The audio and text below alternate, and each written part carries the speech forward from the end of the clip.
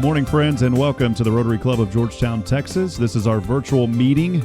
We will get things started here about noon or so. Just take this time right now for gathering and fellowship. If you haven't talked to members this week by phone, you got a few moments, go ahead and give somebody a call. Check up on them, let them know how they're doing. We'll hear from George Lorgan, our president, here in a little bit. But just stay with us, friends, as this is the Rotary Club of Georgetown, Texas virtual meeting. Thanks for joining us this afternoon.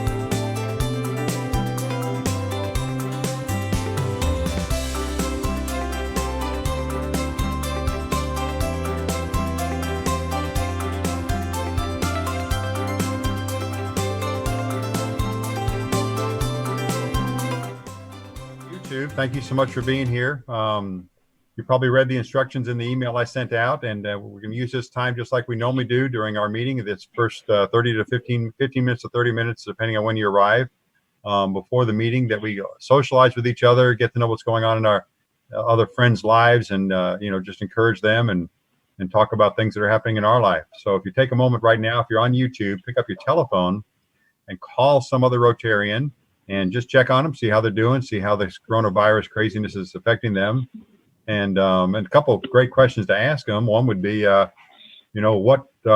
can this club do? What can we do, make a difference we can do in this community? We want suggestions from everybody. There's a few of them that we'll talk about at this meeting, but there's probably lots of other ideas out there that we know nothing about. So please take a moment to pick up your phone and call other folks. And we'll actually kick off the meeting at about 12:10. We have a lot of things to cover, so we'll kick off about 12:10 today. But just wanted to let you know that. Thank you so much. And I'm going to go back to the Zoom side.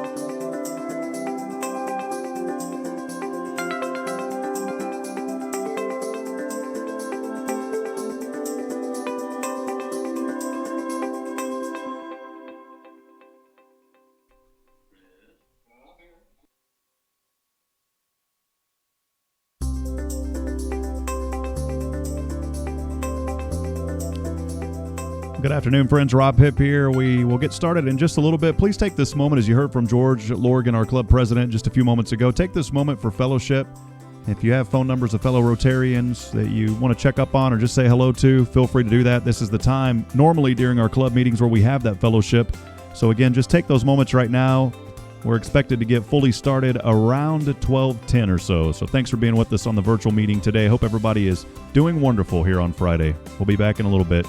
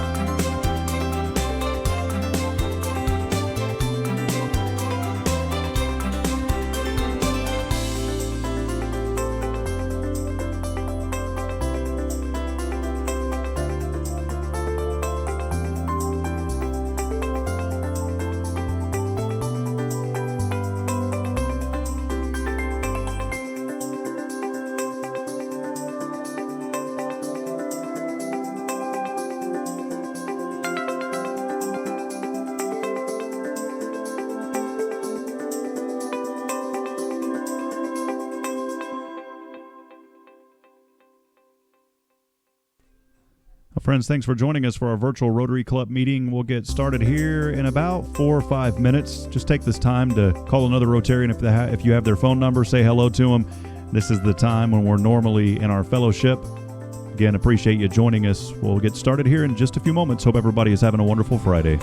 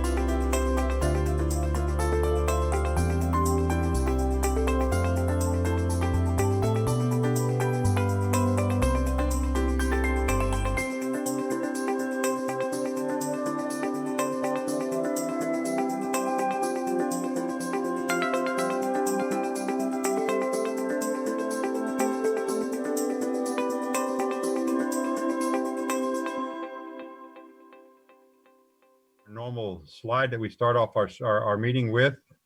And the first thing we have is an invocation from Ron Swain.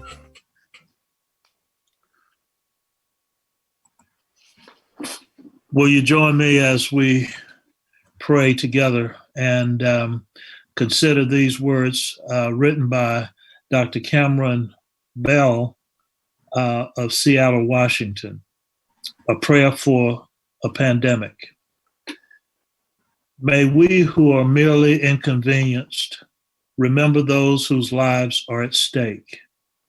May we who have no risk factors remember those most vulnerable. May we who have the luxury of working from home remember those who must choose between preserving their health and paying their rent.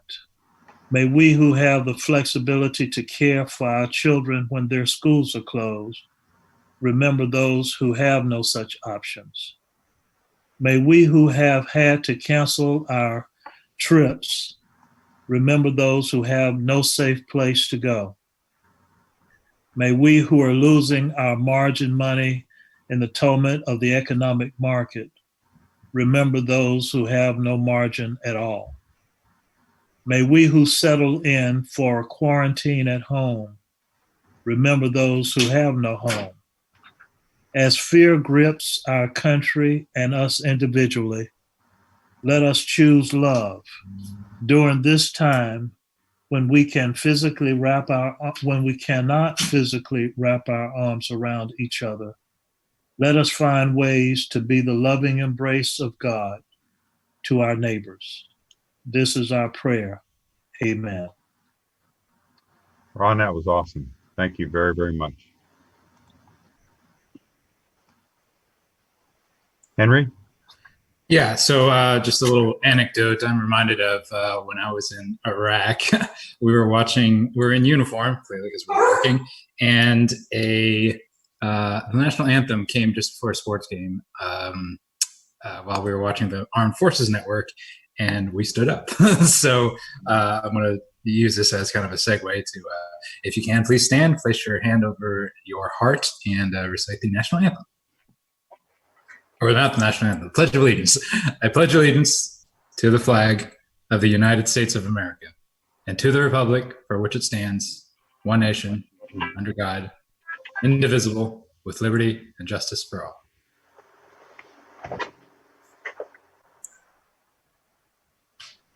Thank you, Henry.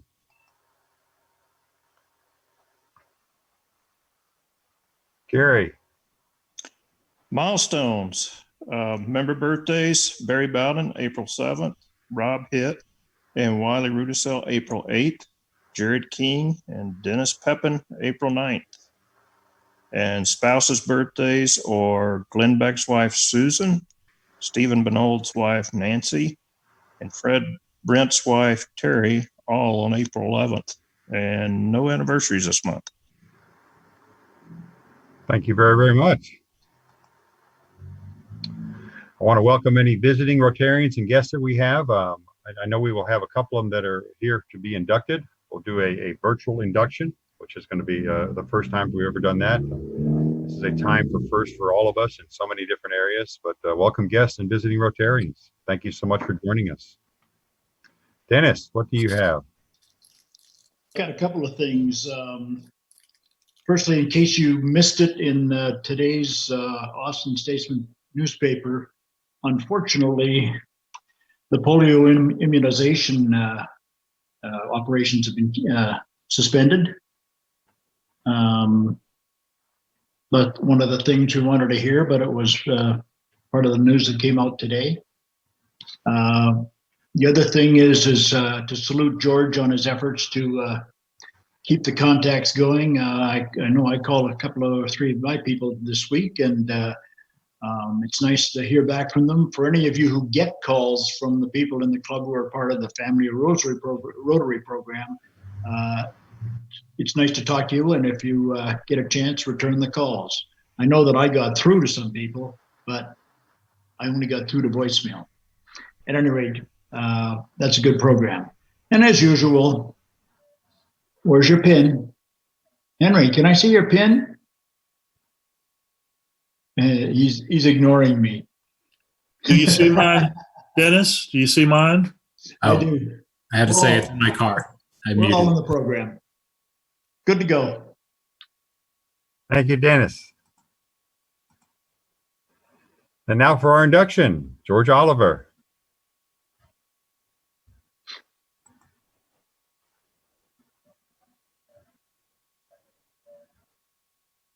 Jim Burke, are you with us today? I wasn't able to make direct contact with Jim, and I didn't hear anything back. So I think it's just going to be Camille and Chris today. So we'll go ahead and get started then.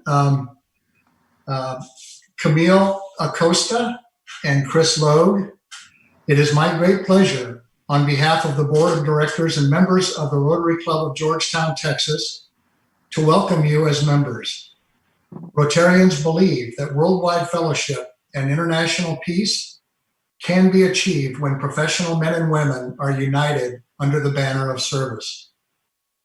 Not everyone is meant to be a Rotarian. We select individuals that are committed to service and will be active participants in our projects and supporters of our foundation. Both of you have been selected for membership because your fellow Rotarians are confident that you not only exhibit the characteristics that will allow you to impart the message of Rotary, but also that our principles and standards are safe in your keeping.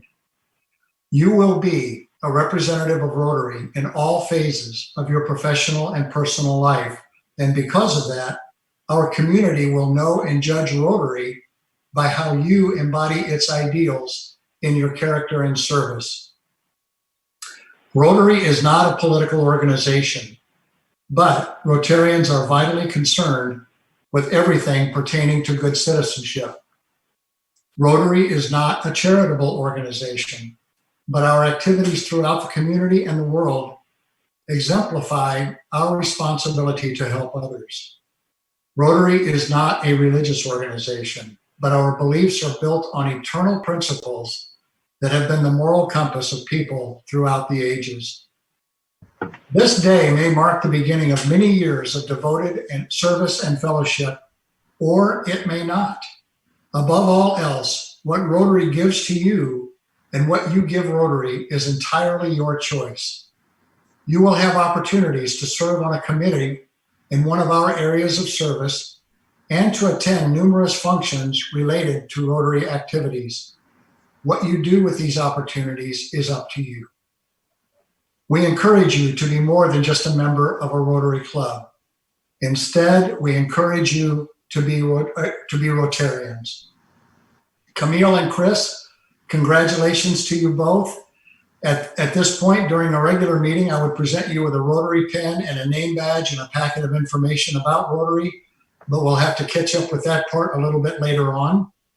And ladies and gentlemen, although our current meeting format does not lend itself to an overall round of applause, I ask you to at least welcome in your heart Camille and Chris to membership in the Rotary Club of Georgetown, Texas.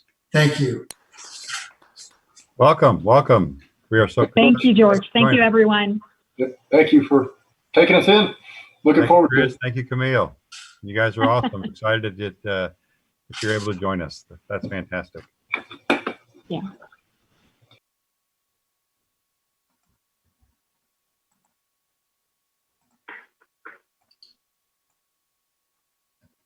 Dr. Benold, have you been able to connect yet?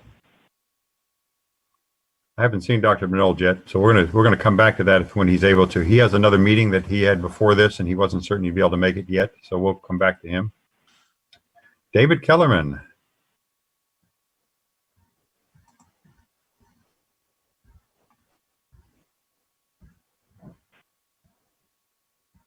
Did we lose David? Oh, there we go. Unmute. Got me? I got you. Yes, sir. Can you hear me now? Okay. Ruben Garcia is one of our bowlers here at Mel Lone Star Lanes. He served in the United States Army under the Medical Corps, and his daughter is going into medical school this fall. And 2 weeks ago, they decided to start making face masks and protective shields for healthcare workers. They were doing this on their own, out of their own house. You may have seen an article in the Sun last Sunday. Ruben contacted me on Saturday, said, David, we need help. We want to make more. We can make more, but we need more bodies and we need more space. And I said, come on up. And they're in our conference room right now, making masks and protective shields. Long story short, there's an opportunity for volunteers to come on up. Social distancing is strictly enforced. You have to wear a face mask. If you don't have one, he'll give one to you. They're cutting it back to just 3 days a week, Monday, Wednesdays, and Fridays, from 9:30 to 2. With 6 people in there, they're cranking out a whole bunch. But what they want more of is the face mask, and that takes seamstress. You have to know how to sew, and that's not me. Anybody can make the protective mask, and we'll be doing that Monday, Wednesday, Fridays. But if you just want to make the face mask, you can come on up, get the materials, take them home, and sew them from home. There again, social distancing is strictly enforced. Just come on through the west side of our building any of those 3 days, and Ruben can pass that on to you. If you want to work and make face masks, George sent out some PDFs earlier today, and there's a Sign Up Genius link that you can click on and sign up. If you don't have that, it's bit.ly.com/Guardcia, GUARDCIA, and just sign up for what shift you want to work at. We're planning on doing it through the end of this month, if not longer. He's been shipping these across the nation to hospitals who have asked for them. It's real simple to do on the protective mask. But there again, if you know how to sew, please come pick up the materials and make the face mask at your own home. Any questions? David, Go ahead. question. Are any of the healthcare masks being distributed locally? I do not know. I don't think anybody has been in contact with him. He's called all the local places. If you know of a need of some health care workers around here who need them, I'm sure Ruben will be happy to give them to them. Okay, let me contact you offline, because we have a group from our church who's been making face masks for some of the hospital workers locally here. Great. Okay. Sounds good. Okay. All right, Ron, you're on. Great. Thanks, George. Thank you for sending out the material and for the slide that you have up now. We've been in constant contact with the Caring Place. Jenna O'Connor, who's the executive director, sends out regular announcements updating us on the status of their food delivery.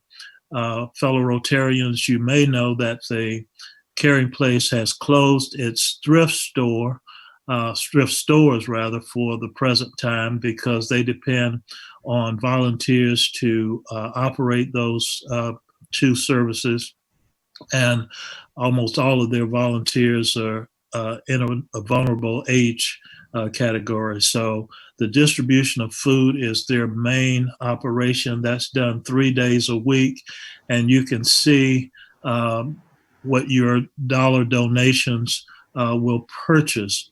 The Caring Place is obtaining their food from the Central Texas Food Bank in Austin, and what they're looking for and need now is donations, so that they can purchase the food that they then distribute on 3 days a week, Tuesday, Thursday, and Fridays.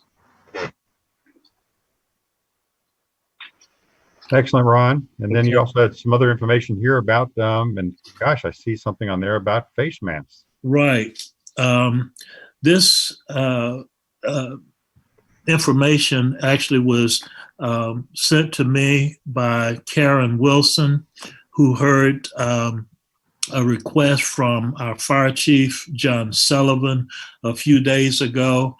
And I followed up with our city manager and his staff and received this information, the slide that you see now. These are needed personal protective equipment from by our fire and emergency workers. Recently, they received a call, and the person that they were picking up was actually a COVID-19 victim, and they needed this gear, and they're anticipating more of those calls in the coming weeks and months. So if you have any of these items, we would certainly appreciate you sending them or delivering them to the fire administration on DB Wood. That address is 3500 DB Wood Road. If you want to make a cash donation, and by cash I mean a check, you can deliver that or mail it to the fire department administration at 3500 DB Wood Road, and that zip code is 78628. Excellent, Ron. Thank you so much. So as you noticed, that this came from Karen, actually, and she as you can see, we're doing all this directly through Ron as far as coordinating and make sure we can nothing falls through the cracks. She provided that information to Ron, and Ron is putting it out to everyone through our media that we have available. So if you have any suggestions, any ideas, contact Ron Swain. Ron, why don't you go ahead and give out your phone number? I didn't have that up here, but I should have. Okay. My phone number, and we probably ought to put this, in the trumpet. Probably the best way to reach me is by email, and that's ronlswain48@gmail. And my phone number is 512-818-2075. Again, 512-818-2075. Feel free to call or text me at that number. Fantastic, Ron. Thank you so much. Thank you. Another thing, just to keep this in mind, many people don't know other people's phone numbers. On our website, we have a members section. And if you go in the members section, you have access to all the phone numbers, or you can also do the same exact thing by downloading the Club Runner app on your phone, and you will have instantly access to all the phone numbers of everyone in the Rotary Club. It's a great tool. I highly recommend using that, especially in this time now where we can't physically be in touch, but we can still socially be connected very, very close by all the different means that are available to us. Quick update on the Field of Honor. Thank you so much, Ron, for all that you put in that area that you just finished with. But the Field of Honor. So we have a new website that's happening because there were lots of different complaints about the website as far as navigation. Sponsors couldn't use it very well. Flags are harder to order. So all of those things have been addressed. In about a couple weeks, we should have that up and running. We'll provide more information when that comes out. Also, I don't remember who made the recommendation, but someone did, and it's a very, very good recommendation. In fact, other places with Fields of Honor are doing the same type of thing, that we are adding COVID-19 heroes to the heroes honored in our Field of Honor. Our country is fighting a war right now. We're fighting a war against COVID-19. Our country and the entire world together fighting this war. So because of that, there are lots of heroes that may not have been recognized otherwise. We want to make sure that they get recognized. So this year you will be able to purchase a flag for your COVID-19 hero or any heroes that you know of in that area. So that's an addition that we've added this year. Grant management training. District is still be able to conduct training. There's training this Saturday. There's a 1-hour refresher for everyone who went through the training last year. They only need a 1-hour refresher. If you did not go through training last year, you have to go through the full 3 hours. Anyone who's interested in learning about how we do grants, and that's how the money that you give to Rotary Foundation gets distributed all over the world to all the different clubs that are using that to make a difference. 3 hours from 9 until noon on this Saturday. There was an email sent to everyone in the club by Pam Blankensy. If you do not know where the copy of that is, I also made a copy on the email I sent out last night, and I can also send you another copy. Just reach out to me. Got some updates on things that are no longer happening. Okay, obviously Early Act First Night are not happening because the schools are not open, and they're not going to be open probably during this month of April. So we can expect that. RILA has been canceled. I think Danny was concerned about him getting qualified or something, and maybe that's why he canceled. I don't know. No, I'm just kidding. But RILA has been canceled. We will definitely take that up again next year. And I thank you everyone for volunteering and being ready to help in that area. Ramp build canceled for the month of April, and we'll pick that up again in May as necessary. Depending on what the situation is in May.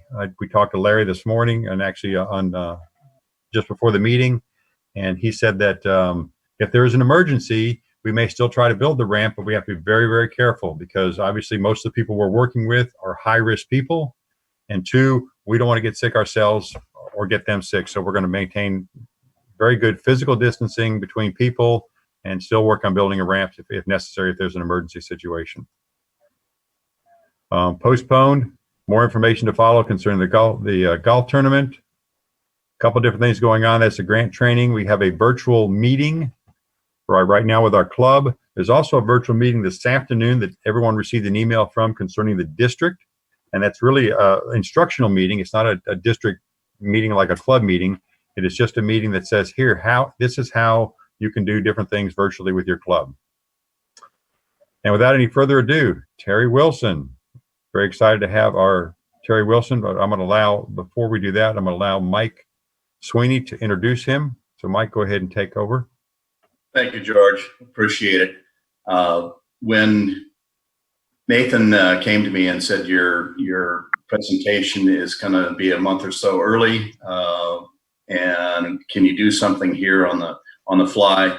The guy that came to mind is a guy that I've known for a number of years and think so highly of for his commitment to our society, to our state of Texas, to our District 20, which is Williamson County, Burnett, and Milan County. I also thought about how he could communicate to us those things we need to know. This is going to be impactful, deeply impactful to the state of Texas. And Terry Wilson is in the midst of this and a forward thinker in all levels. He spans education, he spans military, and it became very clear to me that Terry was the individual that I wanted to have as my speaker today, so he can inform us as to what's going on in the state. And I think to launch off of one of the things that Ron Swain said, we need love, but we also need hope. And hope is knowledge, and knowledge of what we're up against, what's coming, both for ourselves personally, but as well for our community, our state, as we go through this. It's not going to be something that is going to end just tomorrow abruptly. There's going to be a process, and Terry is here to talk about that. I've asked him to cover topics that span all of those areas that affect us here in Georgetown, Williamson County, and of course, the state of Texas. And with that, I'd like to turn it over to Terry.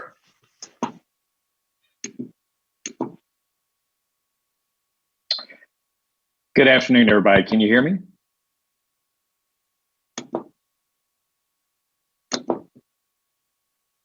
Awesome. Very good. Well, Mike, thank you very much. George, thank you. It's been a while since I've seen y'all. Last time I spoke to you, we talked about Army Futures Command. And really, we were in excitement just in the middle of the throes of our session and so forth, the 86th legislative session, which adjourned into May.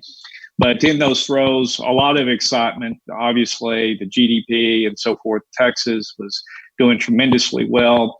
We were going to spend about $2 billion below our revenue that was coming in. Me personally, I was focused towards research, development, manufacturing, Army Futures Command, Department of Energy initiatives, so forth like that, to get R&D and manufacturing into Texas. And obviously, it's hard to believe that's been about 10 months ago. 10 months ago that we came out of session with hope and a lot of progress in our direction. Before I get into that, I just want to highlight to you that I do represent North and East Williamson County, House District 20.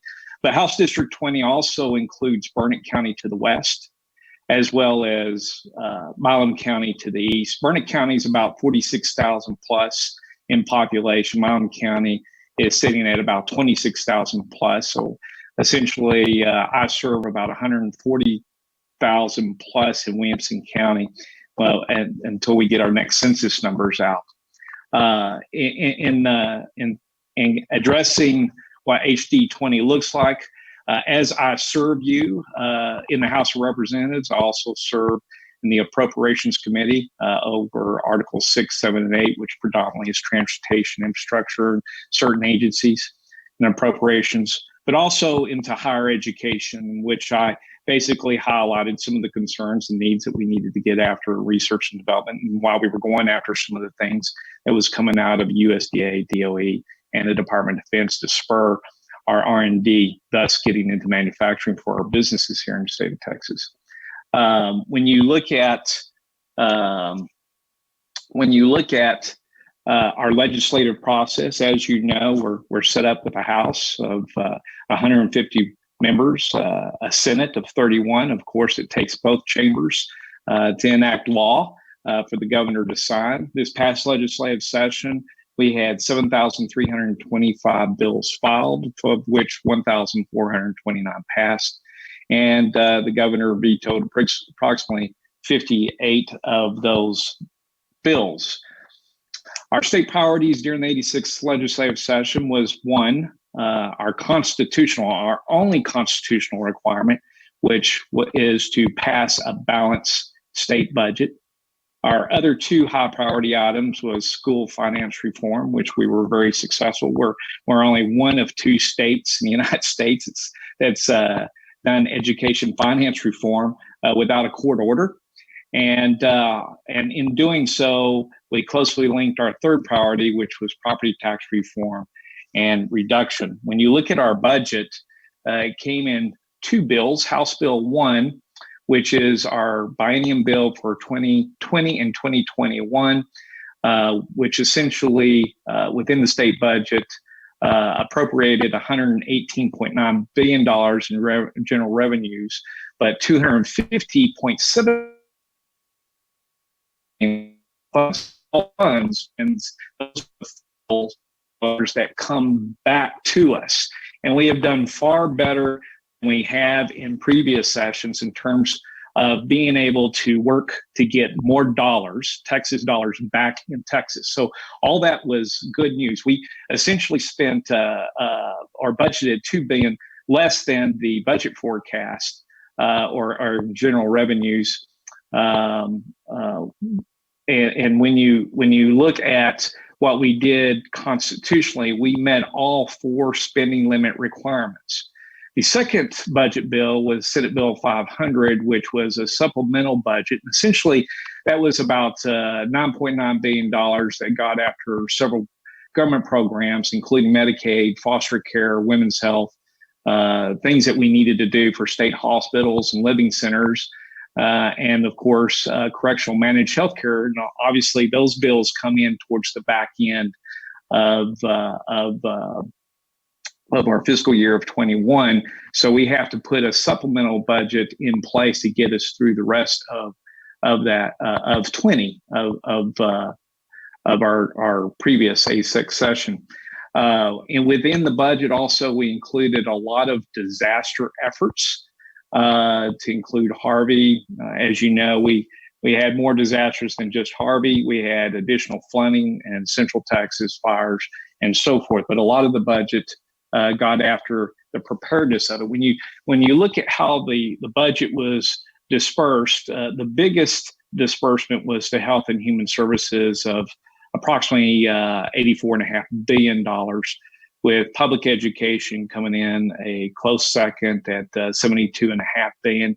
Transportation was $31.2 billion. And then the rest of the budget was dispersed in higher education, natural resources, business, economic development, and other things that we have to account for. The second priority, as I mentioned, was obviously the public education finance reform. And the good news here is we were able to put $2 billion towards dynamic teacher compensation, $4.5 billion for a transformational education reforms, and $3.6 billion in recapture reduction, which is pretty significant when you just look at Georgetown and recapture. When I'm talking recapture, I'm talking a term that we mostly know as Robin Hood. When you look at the recapture for, let's say, Georgetown alone in 2020, the recapture prior to this bill was a projected $25 million, and in 2021, $28 million. What this bill done in House Bill 3, accompanied with House Bill 3, was dropped our recapture to approximately $3.5 million in 20 and down to $5.2 million in 21.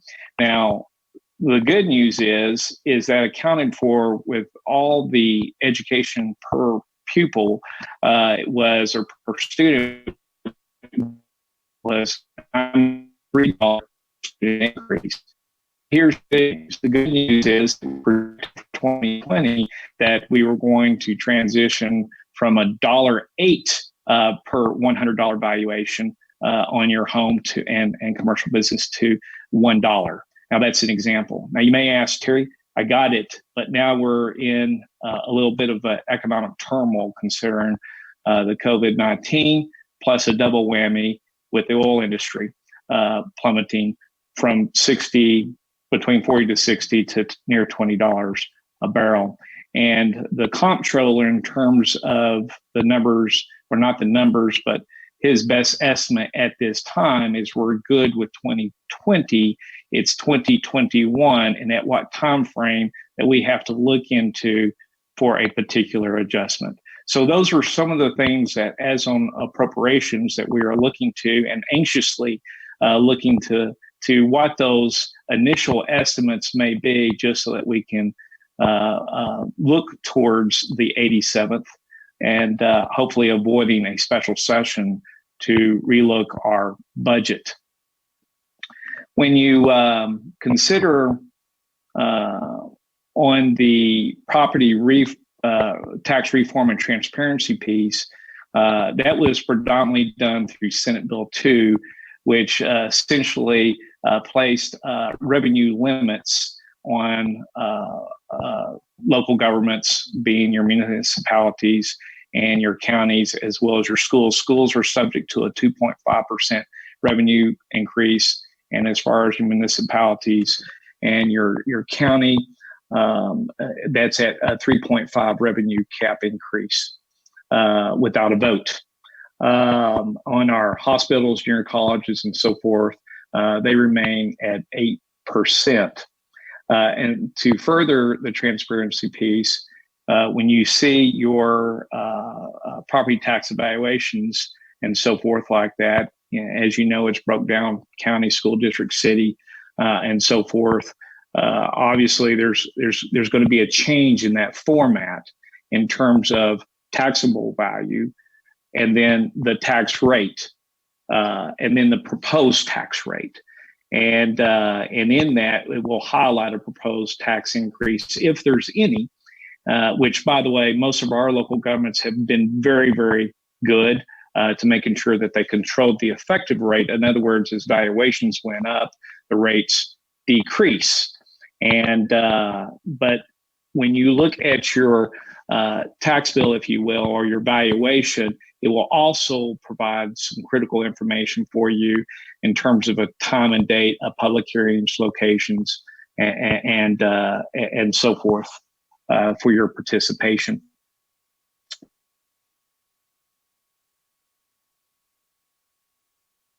worked on in this past legislative session was Senate Bill 943, which is a public information law. Our office received numerous calls as it pertained to more disclosure in terms of the contracts that our local governments and so forth may enter into.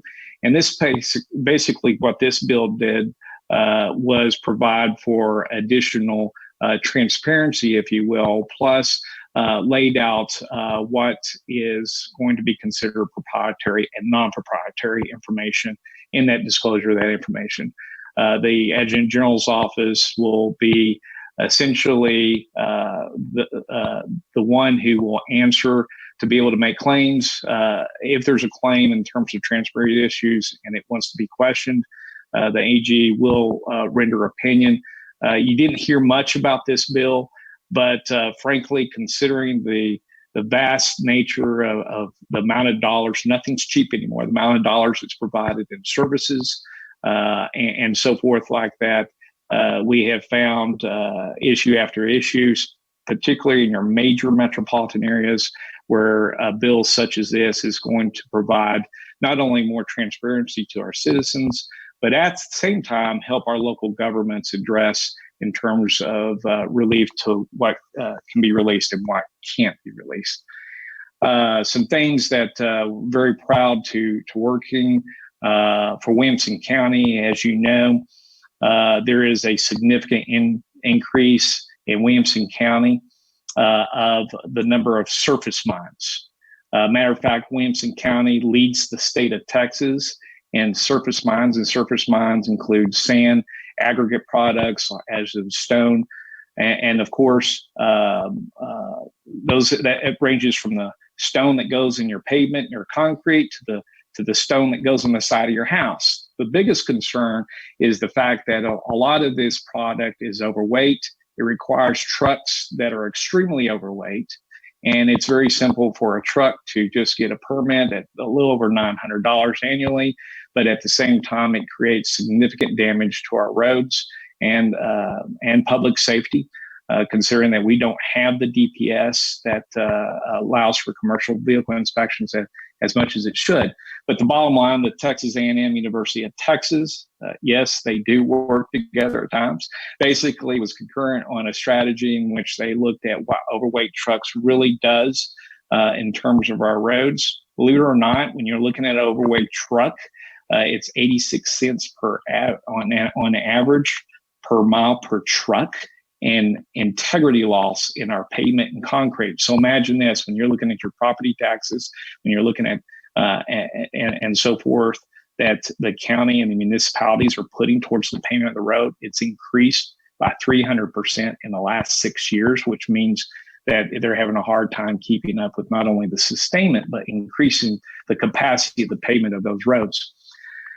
Other things that we have also looked to, I had mentioned earlier, higher education, enable our universities to go after more research and development efforts.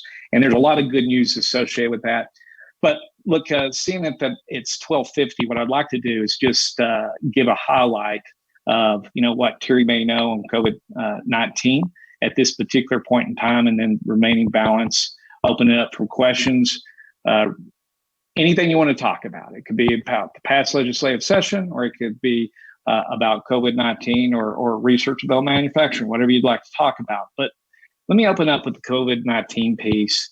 And that right now, when you're looking at Williamson County specifically, there are 71 contracted cases now. If you look at the breakdown in Williamson County, it's 9 in Austin, 9 in Cedar Park, 10 in Georgetown, 6 in Hutto, 10 in Leander, and 26 in Round Rock. Currently, there are 11 ICU patients, 8 of which are on ventilators. And I understand as early as this morning, there is a 3-week-old is our youngest victim that is currently hospitalized now as well.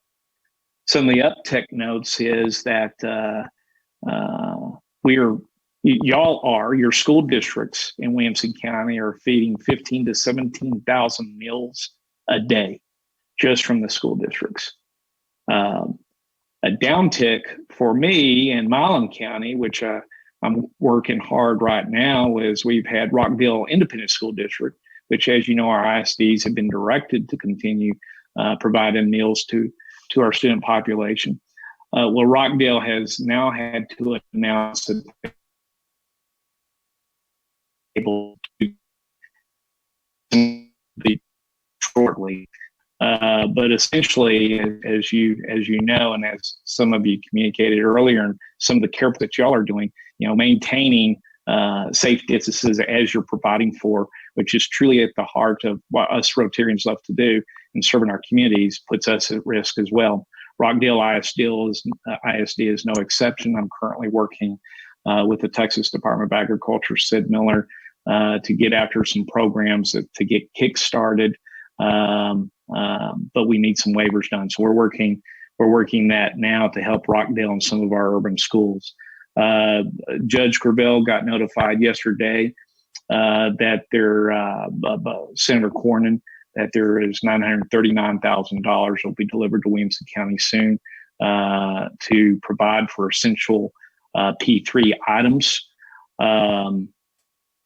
The Williamson County is currently sitting at 20 test kits as of, 130 test kits and receiving an additional 20. Their priority in distribution is to first responders and those who are were within our nursing homes and so forth, like that. Williamson County, because the state has been able to provide so little to Williamson County. Williamson County went on contract and for 10,000 plus additional test kits, and I believe the first delivery is 1,000 tomorrow. When you look at the support that Texas has given to Williamson County, obviously a emergency management system is established. NIMKID, you see NIMKID, the director of emergency managements with the governor on almost every presentation it receives. But keep this in mind, obviously the state, just as Williamson County is controlling its resources, the state is having to do the same. And while Williamson County is number 10 in population in the state of Texas, they are number 19 in cases. So a lot of those efforts are being pushed to particularly two hotspots, that in the Dallas vicinity and of Houston. Some things that I am very proud of is well, as you know, being one of the former operations officers for General Honore for Katrina, we had a lot of burdens to overcome in terms of logistics and communications. The communications is going exceptionally well. The things that we passed in the last legislative session for disaster and disaster relief will be by the agencies. Those are well. Unknowns. One unknown is what I hinted to in terms of the budget. Obviously, and we're being reassured that for 2020, we're looking good. So the numbers I threw to you earlier are sound as of right now. For 2021, it's going to be a different case. And of course, revenues come in over time. So we don't quite have the formula or the projection from the comptroller yet on 21. But the one thing that I am very concerned is that when you look at the oil revenues in terms of sales and severance taxes, a lot of our revenues from year to year range from 18 to 22% for the state in that industry. And that's being impacted significantly. Currently, when you look at statewide, we're over 43,000 tests administered in Texas with over 3,300 cases across 122 counties. But the good news here is that we're at 97.6% in terms of hospital beds remaining that are identified and dedicated for COVID-19 cases. But again, on the budget side, I'm very concerned because, frankly, we have 430,000 plus people who have filed for unemployment in Texas since March 16th. That's a 1,600% increase. And when just a week prior to that date, in early March, we were sitting at 16,000 claims. So it's hurting industry. It's hurting the people. And when you look at some of the supplemental for 3 and what they're working on 4 out of Congress, we're very, very happy for the Paycheck Protection Plan. And I know if you need additional information on that, and small business folks, one piece of advice here on any of that legislation for Supplemental 3 that's being enacted is find a bank that is experienced in using and administering SBA loans. Now, those aren't the only banks that's going to be enabled to do that, but when you're going to have banks that are already very much proficient, and then those who are going to be setting up rather quickly. And my concern for small businesses is that a lot of this is going to be forgiven if the way you document is correct, and that's the key. So I just share with you that, and frankly, anybody who has further questions, and I can put you in contact. I can't give you investment advice or anything else, but if you have further question, I'll be available, and I'll give you my cell phone number at the end of this to take your calls and questions. And I'm sure we have plenty of bankers in our Rotary here who can answer questions as well. Yeah. I see that I'm running out of time, so what I want to do is remain balanced, open it up for questions. Terry, the questions that have come across so far on the YouTube, you've actually already answered pretty much all of those questions. So we're going to have to go ahead and cut it off here. We did bypass Ron, not Ron, but Stephen Benold a while back, and he has an update for us on from a medical side on the coronavirus. And Terry, thank you very, very much for taking the time to be with us. We really appreciate it. You've made a big difference in a lot of enlightenment and understanding. And especially in the area of the test kits, because I know that's been a real big issue in Williamson County, and it's good that we are getting some now, even if we got to do it ourselves. So thank you very much.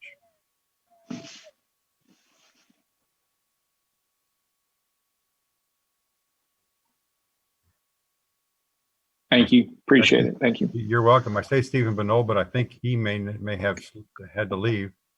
I don't see him on anymore. He must have had another appointment that he had to get off to go to. So unfortunately we don't have an update. Couple things to keep in mind, and these are just reminders of things you already know.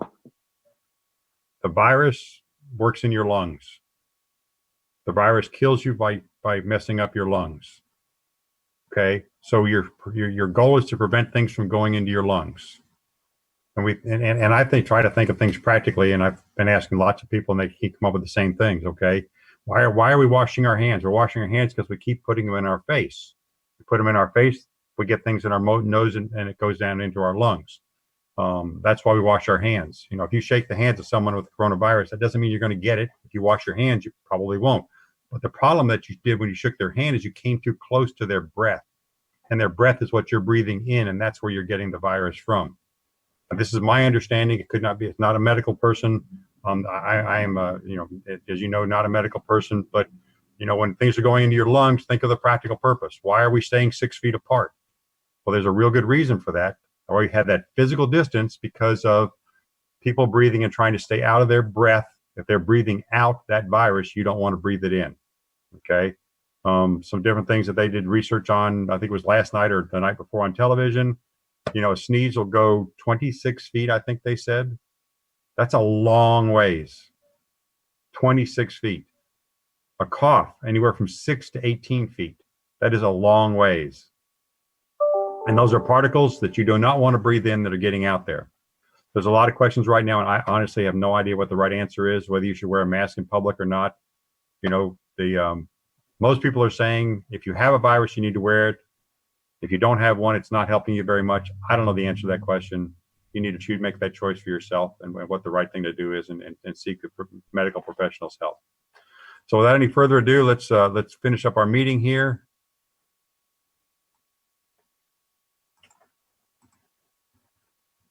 I think I've made all the announcements that people have said for the good of Rotary. I don't see any announcements on the YouTube. And we'll conclude with the 4-way test. So the things we think, say, or do. First, is it the truth? Second, is it fair to all concerned? Third, will it build goodwill and better friendships? And fourth, will it be beneficial to all concerned? We are adjourned. Sorry that wasn't too loud as I had last week. Thank you, George. Thank you to everybody for joining us. Thank you, amazing group Gary. of people. Thank you. Friends, that will conclude our Rotary meeting today. Join us back next Friday. The Rotary Club of Georgetown. Bring a guest. Tell them it's online. We'll see you next time. Hope you have a wonderful and great weekend ahead. Thank you, friends. Have a wonderful day.